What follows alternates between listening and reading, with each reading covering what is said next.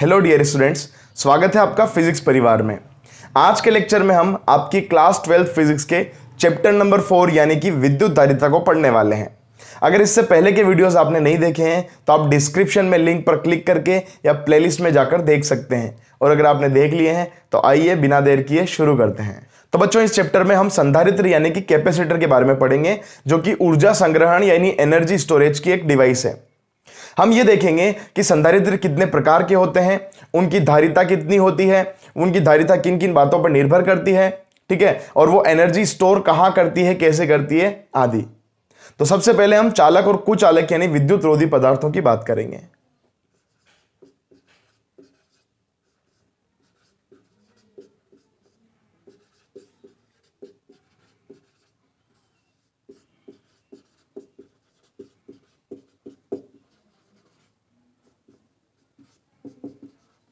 तो बच्चों, विद्युत धारा के चालन के आधार पर हम पदार्थों को दो भागों में बांटते हैं, चालक और कुचालक में। चालक पदार्थ वो पदार्थ होते हैं जिनमें विद्युत धारा का चालन आसानी से हो जाता है।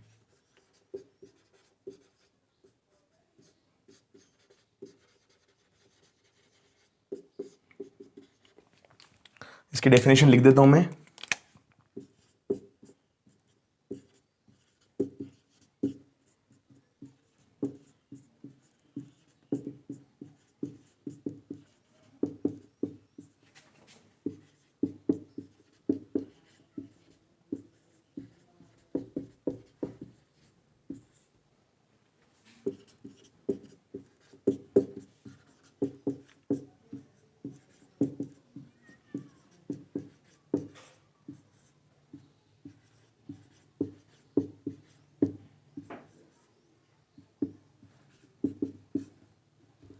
ठीक है बच्चों, तो वे पदार्थ जिनमें विद्युत धारा का चालन आसानी से हो जाता है चालक कहलाते हैं।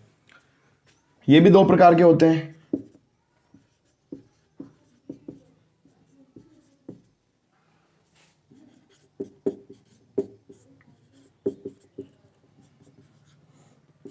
पहले होते हैं हमारे पास धात्विक चालक।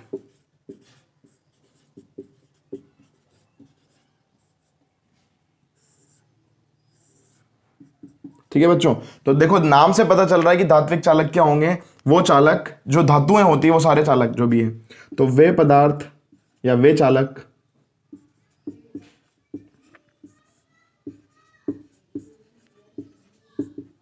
जिनमें विद्युत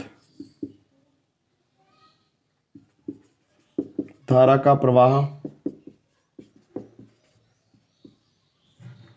मुक्त इलेक्ट्रॉन के कारण होता है,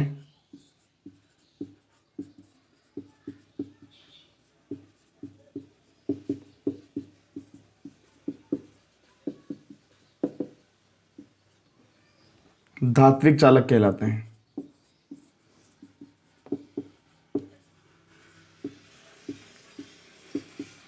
देखो बच्चों, क्योंकि इनके अंदर जो विद्युत धारा का प्रवाह मुक्त इलेक्ट्रॉनों के कारण होता है, इसलिए हम इन्हें इलेक्ट्रॉनिक चालक भी कहते हैं।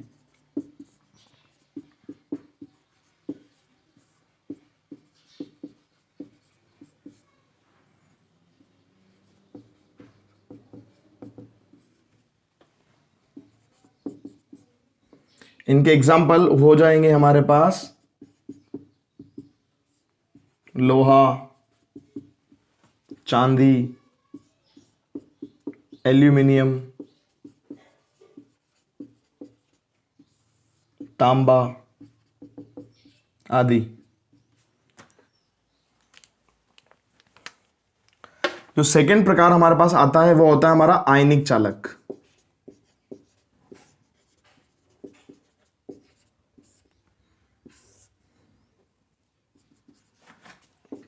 वे चालक जिनमें विद्युत का प्रवाह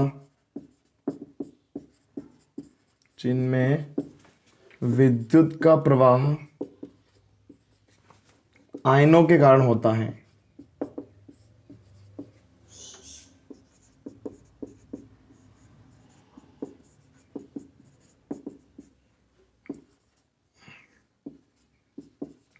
आयनिक चालक कहलाते हैं।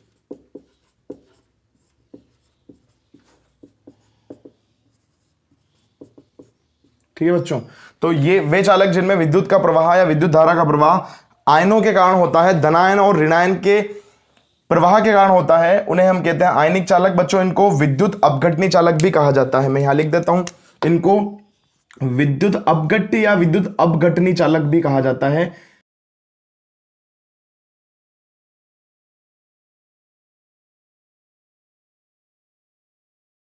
तो विद्युत अपघटनी चालक भी कहते हैं। तो यहां पर मैं एग्जांपल लिख लेता हूं इनके विद्युत अपघटनी चालकों के या फिर आयनिक चालकों के। वो होते हैं हमारे सारे लवण जो भी होते हैं, NaCl हो गया, ठीक है, ZnSO4 हो गया आदि। ठीक है बच्चों, तो धात्विक चालक जो होते हैं उन्हें बेसिकली हम क्या करते हैं, हम फिजिक्स में पढ़ते हैं। फिजिक्स में जो भी चालकों की बात करेंगे हम जनरली वो धात्विक चालकों की बात करेंगे, और केमिस्ट्री में जब भी हम पढ़ाई करते हैं चालकों की तो वो हम आयनिक चालकों की बात करते हैं। हालांकि फिजिक्स में जब हम बैटरी वगैरह की स्टडी करते हैं तो हम आयनिक चालकों यानी विद्युत अपघट्यों की बात भी करेंगे। तो बच्चों बात करते हैं हम कुचालक पदार्थों की यानी विद्युत रोधी पदार्थों की।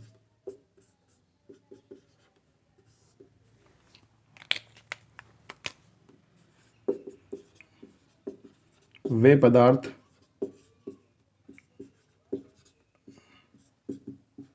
जिनमें विद्युत धारा का चालन नहीं हो पाता,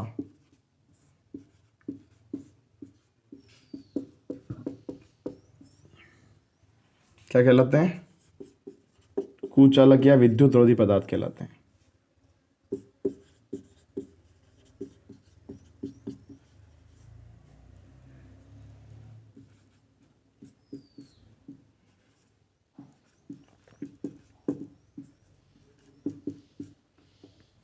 एग्जाम्पल लिख लेते हैं हम,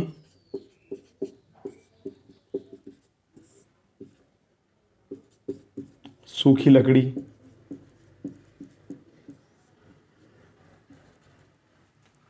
रबर, एबोनाइट,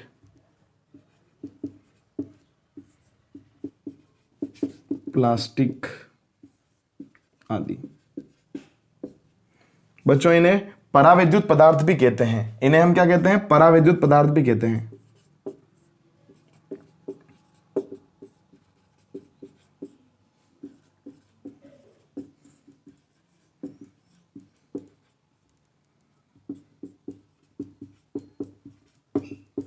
इन्हें हम पराविद्युत पदार्थ भी कहते हैं। तो बच्चों अब हम बात करेंगे पराविद्युत पदार्थों की।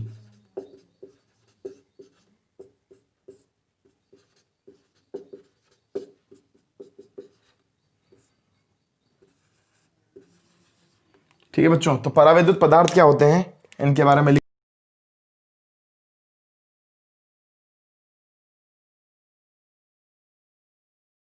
तो बच्चों हमने क्या लिखा, वे पदार्थ जो विद्युत धारा का चालन नहीं करते, लेकिन अगर मैं उनको एक्सटर्नल इलेक्ट्रिक फील्ड में या बाह्य विद्युत क्षेत्र में रख दूं तो वो कुछ विद्युत प्रभाव प्रदर्शित करते हैं। तो ऐसे पदार्थों को हम क्या कहते हैं, पराविद्युत पदार्थ कहते हैं। ये पदार्थ जो होते हैं वो दो प्रकार के होते हैं बच्चों। एक होते हैं हमारे पास ध्रुवीय पराविद्युत और एक होते हैं अध्रुवीय पराविद्युत।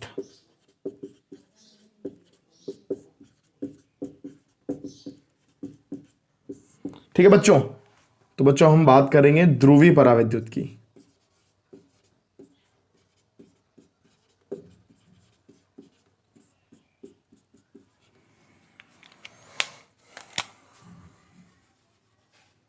तो इनकी डेफिनेशन भी लिख लेते हैं।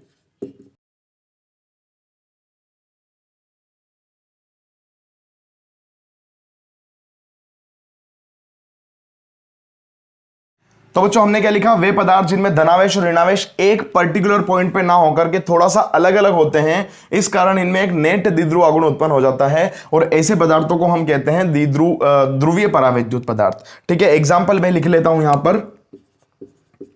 उदाहरण हमारे पास हो जाएगा HCl का अणु, H2O का अणु आदि। तो देखो बच्चों, HCl में हमने देखा था कि हाइड्रोजन और क्लोरीन एक सहसंयोजक बंध द्वारा जुड़े होते हैं, और हम ये भी जानते हैं कि क्लोरीन की जो विद्युत ऋणता होती है वो हाइड्रोजन से कुछ ज्यादा होती है, तो इसके ऊपर आंशिक रूप से ऋणावेश आ जाएगा क्योंकि ये बंध के इलेक्ट्रॉनों को अपनी तरफ कुछ अट्रैक्ट करेगा। और हाइड्रोजन इसकी विद्युत ऋणता कम होती है, इसलिए इसके ऊपर आंशिक रूप से धनावेश आएगा। तो यहां पर क्या हो गया, धनावेश और ऋणावेश में कुछ डिस्टेंस हो गई। हालांकि ये डिस्टेंस बहुत कम होती है, लेकिन दोनों धनावेश और ऋणावेश एक बिंदु पर नहीं होते, थोड़ा अलग अलग होते हैं, और इस वजह से इनके बीच ये एक द्विध्रुव बन जाएगा और इनका एक नेट द्विध्रुव आघूर्ण होगा। तो मैं यहां पर एग्जाम्पल के तौर पर बना देता हूं HCl अणु को। ये हमारे पास हाइड्रोजन है, ये हमारे पास क्लोरीन है, ठीक है बच्चों। अब देखो, क्लोरीन के ऊपर आंशिक रूप से ऋणावेश, हाइड्रोजन के ऊपर आंशिक रूप से धनावेश, और ये बन गया एक द्विध्रुव, और द्विध्रुव का होता है एक द्विध्रुव आघूर्ण, ठीक है। इसी वजह से हम इन्हें कहते हैं ध्रुवीय परावैद्युत। और इसका जो पी नेट होगा वो कुछ इस डायरेक्शन में हो जाएगा, माइनस से प्लस की तरफ होता है बच्चों पी नेट, है ना, द्विध्रुव आघूर्ण। ऐसे में H2O अणु की बात करूं तो H2O अणु में क्या होता है, आप जानते हो O शेप होती है, सॉरी V शेप होती है उसकी। यहां पर हाइड्रोजन आ जाएगा और यहां पर भी हाइड्रोजन आ जाएगा।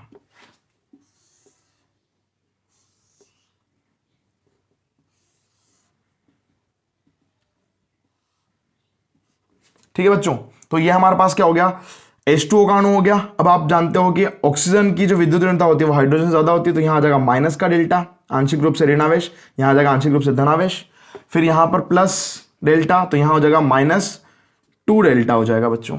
अब देखो यहां पर क्या हो रहा है, यहां पर दो द्विध्रुव बन रहे हैं, एक ये वाला द्विध्रुव और एक ये वाला द्विध्रुव। तो इसका द्विध्रुव आघूर्ण होगा माइनस से प्लस की तरफ इस डायरेक्शन में P, और इसका द्विध्रुव होगा माइनस से प्लस की तरफ P। तो इनका जो नेट द्विध्रुव आघूर्ण होगा वो कुछ इस डायरेक्शन में हो जाएगा, क्योंकि हम जानते हैं द्विध्रुव आघूर्ण एक सदिश राशि है बच्चों, ठीक है, जिसकी डायरेक्शन होती है -q से +q की तरफ। ठीक है बच्चों, तो HCl में माइनस से प्लस की तरफ इधर होगा और H2O में इस तरफ होगा। तो अब इसको उतार लीजिए। तो बच्चों अब बात करते हैं हम अध्रुवी परावैद्युत पदार्थ की।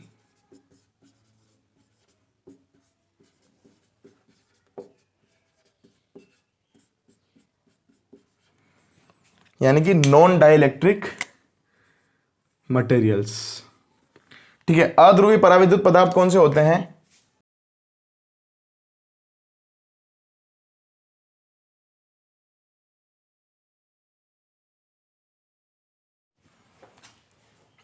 तो बच्चों हमने लिखा वे परावैद्युत पदार्थ जिनमें धनावेश और ऋणावेश एक ही बिंदु पर संपाती होते हैं अध्रुवी परावैद्युत पदार्थ कहलाते हैं। इनमें प्रत्येक अणु का जो द्विध्रुव आघूर्ण होता है वो शून्य होता है। एग्जाम्पल के तौर पे हम लिख सकते हैं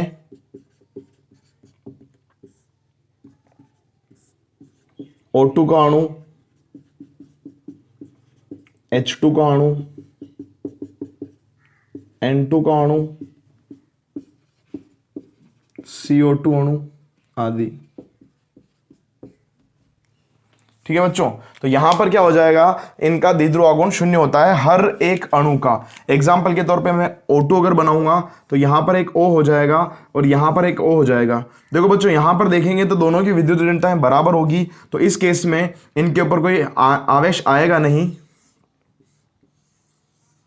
ठीक है, तो ये हमारा क्या हो जाएगा, एक अध्रुवीय अणु बन जाएगा। अगर मैं CO2 की बात करूंगा, इधर कोई माइनस प्लस दूर दूर नहीं है बच्चों। ठीक है, अगर मान लो मैं CO2 की बात करूंगा तो यहां पर मेरा हो जाएगा कार्बन, यहां मेरा हो जाएगा ऑक्सीजन, यहां मेरा हो जाएगा ऑक्सीजन। ठीक है बच्चों, तो ये कुछ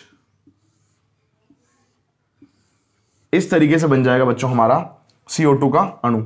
यहां पर क्या हो जाएगा, यहां पर हालांकि ऑक्सीजन की विद्युत ऋणता ज्यादा है और कार्बन की तुलना में, तो इस डायरेक्शन में यहां माइनस और यहां कुछ प्लस आएगा, लेकिन इसी डायरेक्शन में वापस एक दूसरे को कैंसिल कर देंगे। मतलब जितना P इस डायरेक्शन में होगा उतना ही P इस डायरेक्शन में हो जाएगा, इसलिए क्या हो जाएगा, कैंसिल हो जाएगा। तो हमारा ये बन जाएगा अध्रुवीय अणु, और हम कह देंगे अध्रुवीय परावैद्युत पदार्थ, क्योंकि ये जो अणु बनेंगे वो अध्रुवीय अणु बनेंगे, इसलिए हम इन्हें कह देंगे अध्रुवीय परावैद्युत पदार्थ। ये हमारा हो गया O2 का अणु, ये हो गया CO2 का अणु, और यह है अध्रुवीय अणु। तो अब हम बच्चों देखेंगे परावैद्युत पदार्थ का ध्रुवण।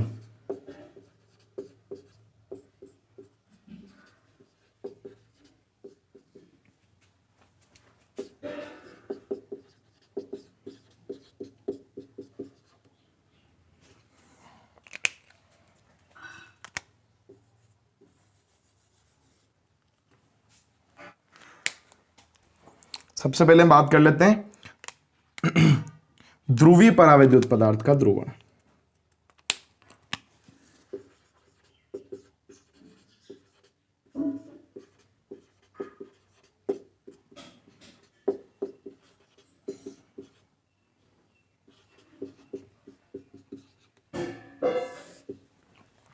देखो बच्चों, ध्रुवीय परावैद्युत पदार्थ में ध्रुवण देखना है। ध्रुवीय परावैद्युत पदार्थ कौन होते हैं? ध्रुवीय परावैद्युत पदार्थ वो होते हैं जिनके हर एक अणु का एक नेट द्विध्रुव आघूर्ण होता है। ठीक है बच्चों, तो मान लो मैंने क्या कर रखा है, यहां पर एक सैंपल ले रखा है ध्रुवीय पदार्थ का, ध्रुवीय परावैद्युत पदार्थ, ठीक है ना, और यहां पर है इलेक्ट्रिक फील्ड 0। और आप जानते हैं कि ध्रुवीय परावैद्युत पदार्थ में क्या होता है, एक नेट द्विध्रुव आघूर्ण होता है। लेकिन मैं अगर उसको बहुत ज्यादा मात्रा में ले लेता हूं तो उसके जो अणु होते हैं वो इस तरीके से रैंडमली अरेंज्ड होते हैं, इस तरीके से व्यवस्थित होते हैं कि उनका जो पूरे पदार्थ का जो नेट द्विध्रुव आघूर्ण हो जाएगा वो शून्य हो जाएगा। वो कुछ इस तरीके से अरेंज होंगे।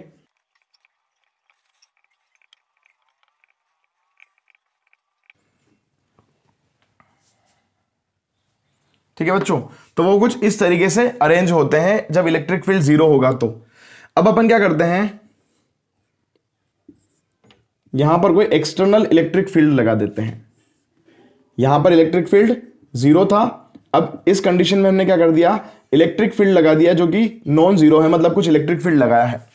तो बच्चों हमने फर्स्ट चैप्टर में एक चीज पढ़ी थी कि अगर इलेक्ट्रिक फील्ड में कोई द्विध्रुव इस तरीके से रखा हो -q + q, तो इसके ऊपर एक बल आघूर्ण लगता था टो बराबर P sin थीटा के बराबर। और वो टो जो होता था वो कुछ इस तरीके से इसके ऊपर टॉर्क लगाता था, बल आघूर्ण लगाता था, और वो इसको इस व्यवस्था में लाने की कोशिश करता था, और तब तक करता रहता था जब तक कि हमारा द्विध्रुव -q + q इस व्यवस्था में ना आ जाए। तो जैसे हम इलेक्ट्रिक फील्ड लगाएंगे तो यहां पर क्या हो जाएंगे, सारे के सारे जो द्विध्रुव होंगे वो क्या हो जाएंगे, बिल्कुल एक डायरेक्शन में, इलेक्ट्रिक फील्ड की डायरेक्शन में क्या हो जाएंगे, संरेखित हो जाएंगे। तो ये द्विध्रुव मैं यहां पर बना देता हूं।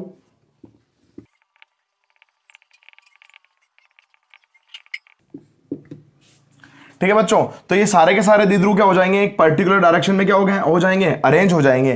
पहले तो क्या था, एक का द्विध्रुव आघूर्ण इस डायरेक्शन में, एक का इधर, एक का इधर, एक का इधर, एक का इधर, एक का इधर। तो इस तरीके से हमारा जो नेट द्विध्रुव आघूर्ण था, पी नेट को हम मानते थे वो हमारा 0 होता था।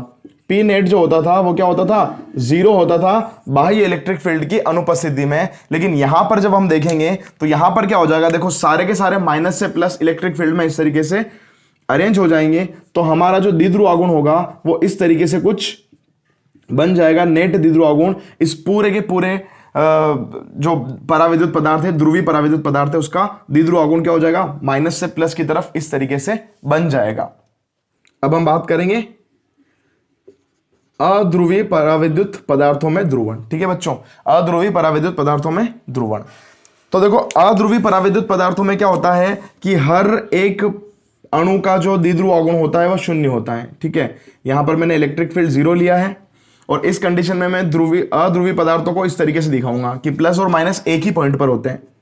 तो हमारे जो द्विध्रुव सारे के सारे जो अणु होंगे वो कुछ इस तरीके से अरेंज होंगे।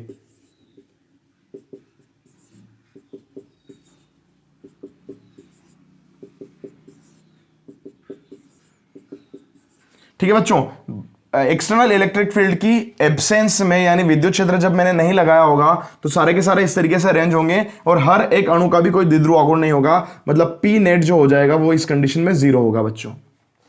लेकिन जैसे ही मैं क्या कर दूं, इलेक्ट्रिक फील्ड अप्लाई कर दूं, अगर मान लो मैंने कोई इलेक्ट्रिक फील्ड लगा दिया इस डायरेक्शन में, तो क्या होगा। तो देखो बच्चों, यहां पर अगर मान लो इलेक्ट्रिक फील्ड लगाता हूं, मान लो मेरे पास एक +q है और एक -q है, वो एक ही पॉइंट पे रखे हुए हैं। अगर मान लो मैं उनको एक इलेक्ट्रिक फील्ड में रख देता हूं तो क्या होगा, अगर ये इलेक्ट्रिक फील्ड में रख देता हूं तो क्या होगा। देखो हम जानते हैं कि +q जो होगा उसके ऊपर इलेक्ट्रिक फील्ड की डायरेक्शन में फोर्स लगेगा, मतलब ये जो +q होगा वो कुछ इस डायरेक्शन में यहां पर कहीं पर खिसक जाएगा। और आप जानते हो कि -q के ऊपर जो फोर्स लगता है वो इलेक्ट्रिक फील्ड की ऑपोजिट डायरेक्शन में लगता है, मतलब -q कहीं यहां पर आ जाएगा।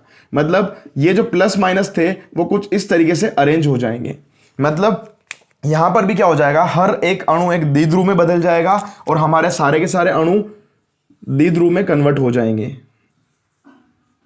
माइनस प्लस माइनस प्लस, यहां पर 3 अणु बना रखे हैं तो हम भी 3 बना देते हैं।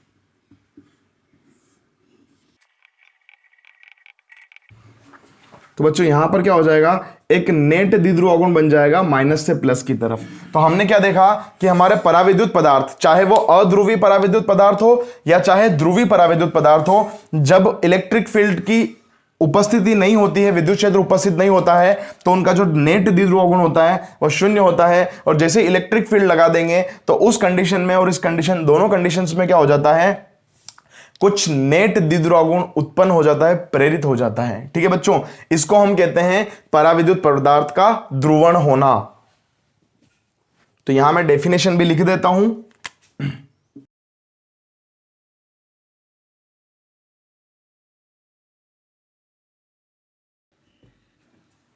बाह्य विद्युत क्षेत्र की उपस्थिति में पराविद्युत पदार्थ में एक द्विध्रुव आघूर्ण उत्पन्न हो जाने की जो प्रक्रिया होती है उसे हम कहते हैं पराविद्युत पदार्थ का ध्रुवण यानी पोलराइजेशन। तो बच्चों एक और टर्म पढ़ेंगे हम जिसका नाम है ध्रुवण सदिश। ध्रुवण सदिश, ठीक है, इसे हम कैपिटल P वेक्टर से दिखाते हैं।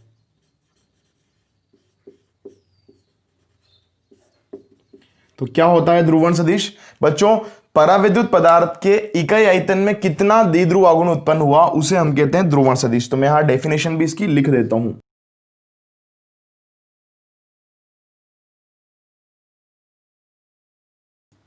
ठीक है बच्चों, तो बाह्य विद्युत क्षेत्र की उपस्थिति में पराविद्युत पदार्थ के इकाई आयतन में कितना द्विध्रुव आघूर्ण उत्पन्न हुआ उसे हम कहते हैं ध्रुवण सदिश। यानी कि अगर मान लो V आयतन के अंदर स्मॉल p वेक्टर अगर द्विध्रुव आघूर्ण उत्पन्न होता है, ठीक है बच्चों, या फिर मैं कह दूं कि p नेट द्विध्रुव आघूर्ण उत्पन्न होता है V आयतन के अंदर, तो जो हमारा ध्रुवण सदिश p वेक्टर होगा वो क्या हो जाएगा, वो हो जाएगा small p net upon V। वापस से मैं बता रहा हूं कि बाह्य विद्युत क्षेत्र की उपस्थिति में जो पराविद्युत पदार्थ है उसके इकाई आयतन में कितना द्विध्रुव आघूर्ण उत्पन्न होगा उसे हम कहते हैं ध्रुवण सदिश। और बच्चों ये जो P वेक्टर होता है, जो ध्रुवण सदिश होता है, वो विद्युत क्षेत्र के समानुपाती होता है। तो ये ध्रुवण सदिश यानी कि P वेक्टर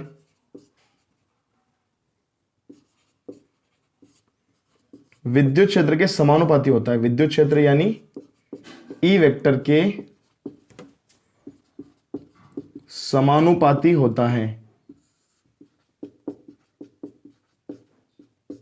ठीक है बच्चों, तो बच्चों अब हम इसको लिख सकते हैं P vector is directly proportional to E vector. इस प्रोपोर्शनलिटी साइन को हटाएंगे तो एक कांस्टेंट आएगा, एक नियतांक आएगा, तो P वेक्टर बराबर हो जाएगा जाई इंटू E वेक्टर। यहां पर जो जाई है इसको हम कहते हैं बच्चों पदार्थ की वैद्युत प्रकृति। पदार्थ की वैद्युत प्रकृति जिसे इंग्लिश में कहते हैं ससेप्टिबिलिटी, इलेक्ट्रिकल ससेप्टिबिलिटी। बच्चों इसके बारे में हम और आगे थोड़ा सा डिटेल में पढ़ेंगे।